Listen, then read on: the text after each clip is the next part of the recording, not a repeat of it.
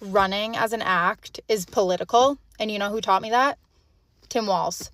The first thing he told me when I was first getting into it in high school, granted, I don't really do it as much anymore. I go in spurts, but when I was first getting into it in high school, the first thing he told me was that running is a privilege, and being a part of the running community is a privilege that not all people have access to.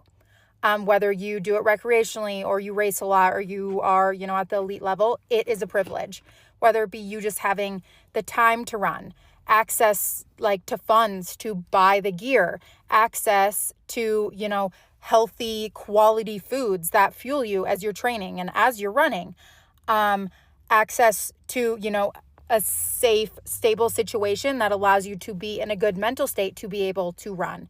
All of those things are hard to come by. And if you have them and are a part of the running community, that is a privilege.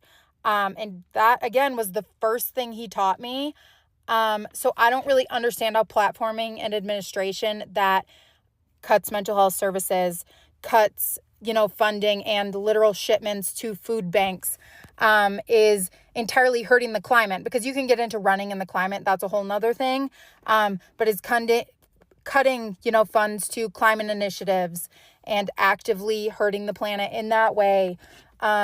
Sending people away without due process, villainizing minorities. All of those things are preventing people from getting into the running community, which is what I thought Kate's platform was for.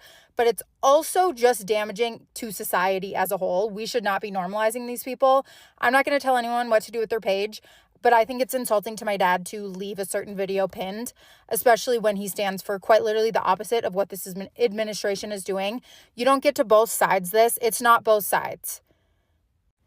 We are quite literally talking about good versus evil here, and I'm just really disappointed the whole thing happened. I was there when that video with my dad was filmed, and I was very impressed with Kate, and this is just extremely disappointing.